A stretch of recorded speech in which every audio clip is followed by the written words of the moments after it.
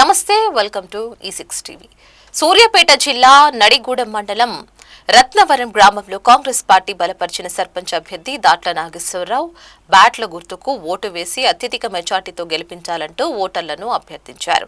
ఈ సందర్భంగా దాట్ల నాగేశ్వరరావు మాట్లాడుతూ గతంలో కాంగ్రెస్ పార్టీ నుంచి ఎంపీటీసీగా పోటీ చేయగా పరాజయం పొందానని, ఈసారి కాంగ్రెస్ పార్టీ రత్నవరం సర్పంచ్ అభ్యర్థిగా పోటీ చేస్తున్నానని తెలిపారు.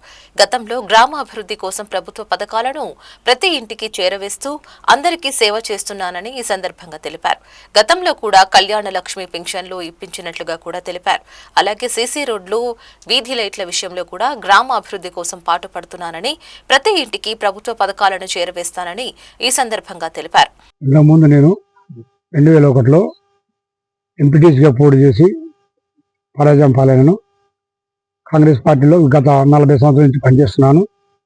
నిరంతరము అభివృద్ధి కార్యక్రమాల్లో నా వంతు కృషిగా రేషన్ కార్డు విషయాలు కానీ, కళ్యాణ లక్ష్యాలు కానీ నేను చాలా చేయడం జరిగినది.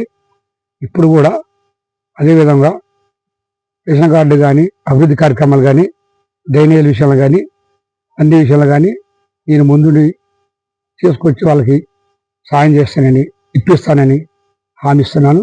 అదేవిధంగా ఉత్తమ్ కుమార్ రెడ్డి గారి ఆశీస్సులతోటి రత్నవరం గ్రామ సర్పంచ్గా ఇప్పుడు బలపరిచినారు. అదేవిధంగా గ్రామ పెద్దలు, ప్రజలంతా కలిసి నన్ను ఎన్నుకున్నారు. మా యొక్క గుర్తు బ్యాట్ గుర్తు ఓటు వేసి గెలిపించగలరని ప్రార్థిస్తున్నాను. మాజీ సర్పంచ్ రామినేని విజయవర్ధన్, వినయవర్ధన్, పగడాల ప్రభాకర్ రెడ్డి, సోమకాని రవి, సోమ వీరయ్య తదితరులు పాల్గొన్నారు.